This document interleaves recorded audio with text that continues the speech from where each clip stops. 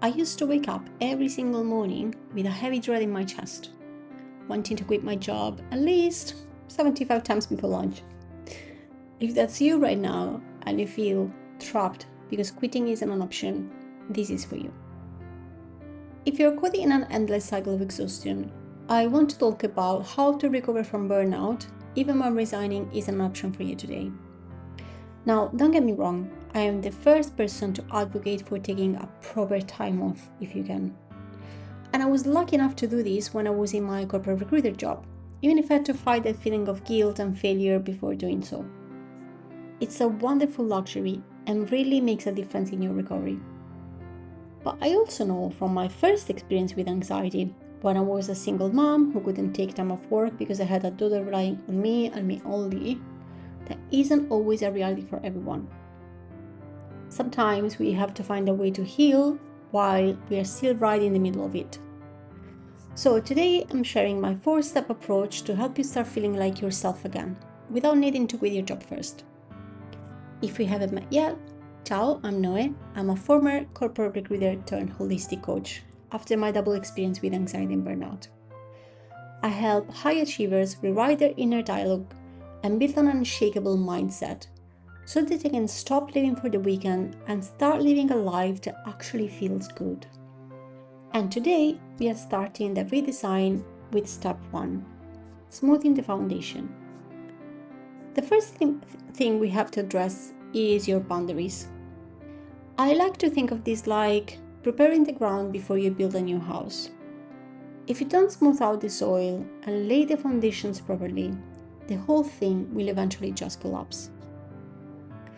In a workplace context, this is about making yourself a safe space within a stressful environment. It's about sticking to your contracted hours, actually taking a lunch break away from the screen or from the desk or from your workplace. It's about saying no to that extra workload that maybe isn't even part of your actual job. And please, please, please, I think I've said this to every single one of my team members more times than I can count. Remove Teams, Zoom, work emails, or any work-related connection from your personal phone. That is your free time. And trust me, keeping them there and making yourself available 24/7 won't get you promoted any faster. Last but not least, and I believe that this is probably the hardest part of setting boundaries, is actually resting without that nagging sense of guilt. We've been programmed to think we must be productive every single second. It's a lie. You weren't born to be a 24/7 production line. Especially if you're a projector, manifestor, or reflector in human design, you'll know that your energy doesn't work that way. So I want you to try and embrace what we call in Italy dolce far niente, the sweetness of doing nothing, and try to do it guilt-free. As trust me, the longer you wait to rest and actually start your recovery journey, the longer it will take to your body and nervous system to go back and function as they should. Step 2, your emotional toolkit. Step 2 is all about finding the tools that help you cope in the moment. When you feel the spiral starting, especially if you suffer from panic attacks, you need something to grab onto. It may be breath work, meditation, veg flowers, maybe a bit of EFT tapping. There is no right or wrong. It's just about having a mix of things that help you feel a little bit more grounded. I've actually put some links on the screen here and in the description below to some of the techniques I personally used and that now my clients find relief with. But beyond the tools, I think it's important to just allow yourself to feel. If you're tired, be tired. If you're sad or drained, just let it out. Give yourself permission to feel. There is honestly no shame in feeling this way. It's just your body telling you it's been resisting for far too long. If you keep trying to push those feelings down and just carry on, we usually just make things worse for ourselves in the long run. Step 3, gentle habit shifts. The third step is looking at your daily habits. Now, we don't need to do a massive, complicated life reconstruction here because otherwise it will fail in like 48 hours. It's just about small, nurturing shifts.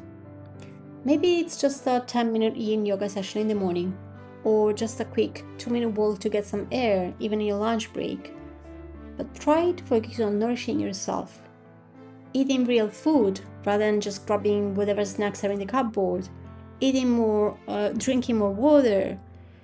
And more importantly, find the tiny things that actually light you up. Whether that's a hot bath, a brilliant book, a gym session, even taking yourself out on a lunch date, yes, even on your own. It's all about the small acts of self-love that remind you that you are more than just your job title. But you might be thinking, what if you've done the yoga, you've set the boundaries, and you're still drowning? That's when we have to look at the one thing we're usually too afraid to face.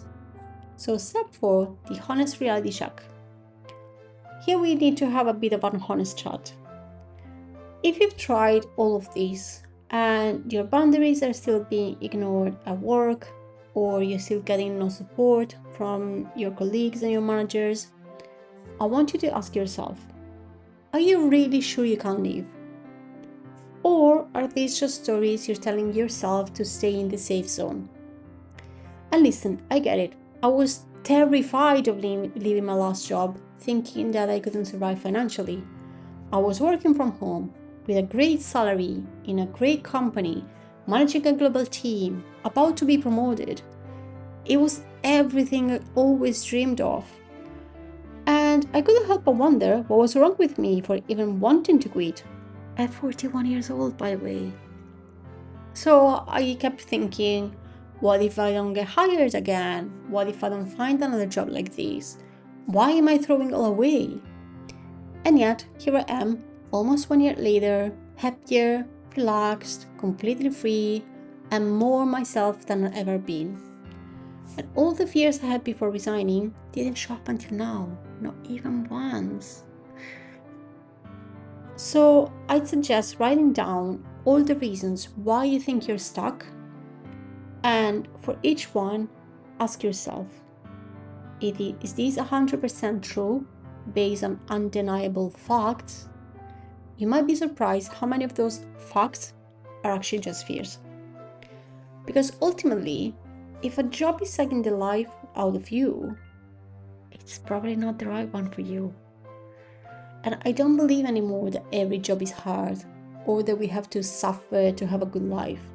I gave up on those beliefs a long time ago. And I need to thank my burnout for this, and human design too, I have to admit. There are so many jobs and environments out there where you can thrive and wake up in the morning relaxed and excited rather than drained and terrified. It's just a matter of being open to seeing them and having the right mindset and inner dialogue to go after them. Be there, not that. So your body already knows this. That's why you're here listening to this today. Please don't wait for it to collapse before you actually listen. You can be replaced at work, but you can't be replaced for your loved ones. I really hope this has given you a bit of a starting point for your recovery and the permission to feel like you're feeling. If you feel like you're struggling to get past those negative stories and you'd like to talk it through one-to-one, I've put a link for coaching in the description below. Do have a look at the other videos for some practical coping tools as well. And please do subscribe if you'd like to stay part of this journey with me. I'll see you in the next video.